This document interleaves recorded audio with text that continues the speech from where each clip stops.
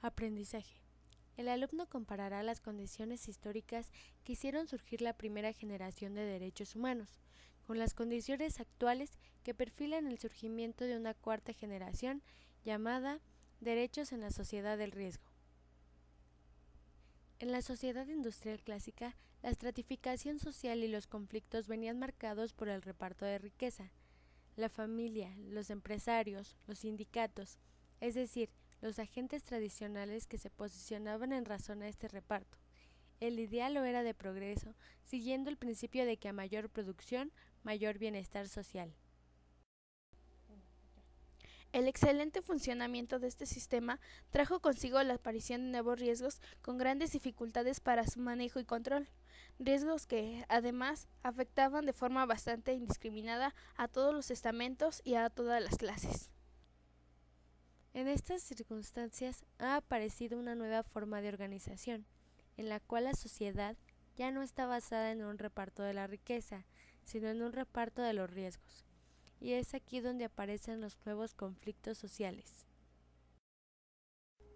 El problema es que, de hecho, la sociedad industrial ya ha dado el paso a una sociedad de riesgo, mientras que en el plano narrativo de valores perviven todavía las instituciones y comportamientos correspondientes a un tipo de sociedad basada en el reparto de riqueza. Se supone que la diferencia entre peligro y riesgo está, en cierta medida, en la voluntariedad. El peligro tiene directamente que ver con la fatalidad, con aquello que ocurre en el exterior a nosotros y que no podemos evitar, y el riesgo con la exposición voluntaria deliberada y calculada a un daño, normalmente para obtener algo a cambio. Cuando Beck se refiere a los nuevos riesgos atómicos, químicos o genéticos, se está refiriendo a unos riesgos normalmente imperceptibles, que no se pueden limitar temporal o localmente, es decir, son globales, y que suelen ser irreversibles, difícilmente cuantificables e indiscriminados, y afectan tarde o temprano a todos, ricos o pobres, aunque no de la misma manera. A pesar de todo ello, siguen siendo riesgos en el sentido de que son voluntarios, aunque los sujetos no los perciban como tales, y por tanto subjetivamente los convertirán en peligros. Y son voluntarios porque la sociedad podría decidir, por ejemplo, no cultivar transgénicos o cerrar definitivamente todas las centrales nucleares.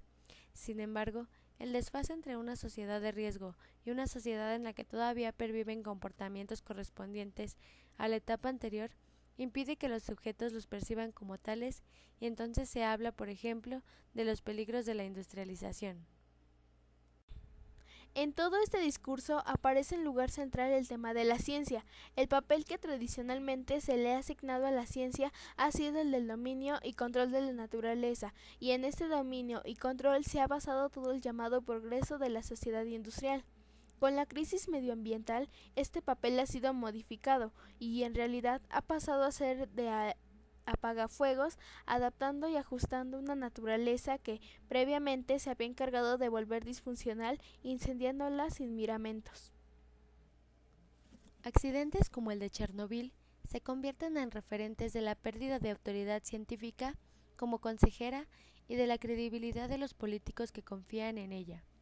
El abuso de la ciencia que han realizado los políticos ha hecho que se haya producido una cientificación de la política, pero también una politización de la ciencia. La sociedad de riesgo se define como fase de desarrollo de la sociedad moderna, donde los riesgos sociales, políticos, económicos e industriales tienden cada vez más a escapar las instituciones de control y protección de la sociedad industrial. Características de la sociedad de riesgo. 1.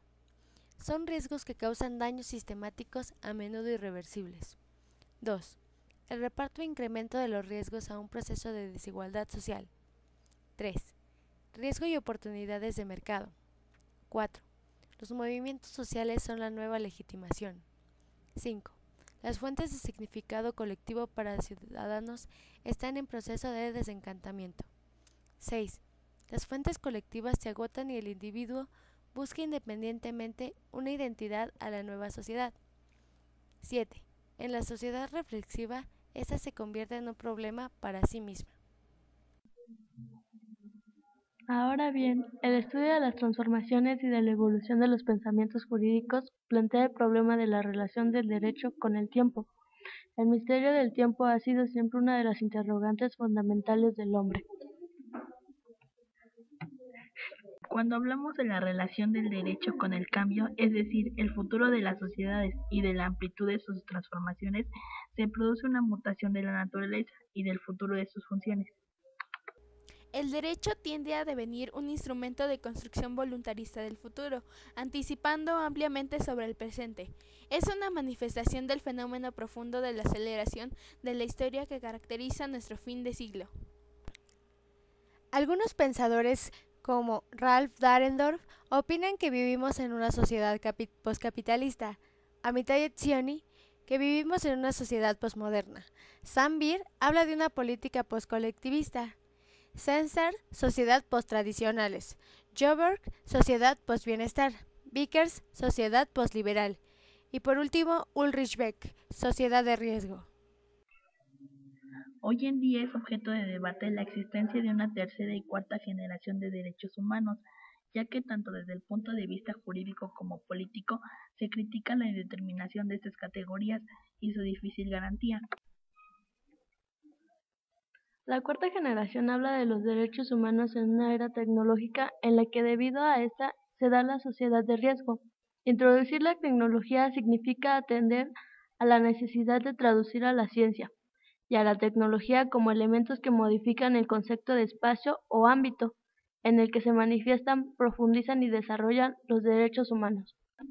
Parece indudable que en el área de lo jurídico nos encontramos con los profundos cambios con sustanciales modificaciones. El derecho, así como los sistemas sociales en general, pasan a operar en condiciones de alto riesgo. Riesgo de que las opciones hechas en el presente no se muestren como las más adecuadas en el futuro. Ulrich Beck, nacido en 1944, director del Instituto de Sociología de la Universidad de Ludwig Maximilian de Múnich y profesor en London School of Economics. Cursó estudios de psicología, sociología, ciencias políticas y filosofía, disciplina en la que se doctoró en 1972 en la Universidad de Múnich. Ha dedicado su trabajo intelectual a indagar sobre las nuevas configuraciones de la sociedad contemporánea y ha volcado sus reflexiones en numerosos libros, entre los cuales cuenta La sociedad del riesgo. Podemos decir, con todo, que la sociedad del riesgo es una sociedad basada en la desprotección, en la idea del sálvese quien pueda. El riesgo no es sino el estar desprotegido en una situación determinada. La sociedad actual se caracteriza por la desaparición de cualquier otro que pueda darnos cobijo, preocupado por el propio sostenimiento y salvación. La idea de la autoayuda emerge así como un simulacro donde se nos advierte que nadie más va a hacerlo. Mary Douglas nació en la localidad italiana de San Remo en 1921. En 1949 comenzó su doctorado sobre el pueblo de los Lele, que vivían entre los ríos Kasai y Luange, en la República Democrática del Congo. En sus investigaciones de antropología social se centraba en cuestiones tales como la relación entre los rituales litúrgicos con los tabúes en alimentación, la higiene o la pureza. Para ello, no solo investigó a la sociedad contemporánea, sino que también investigó los textos bíblicos y el pensamiento mítico. La aportación más destacada de Douglas es su interpretación del libro de Levítico, así como su papel en la gestación de la teoría cultural del riesgo.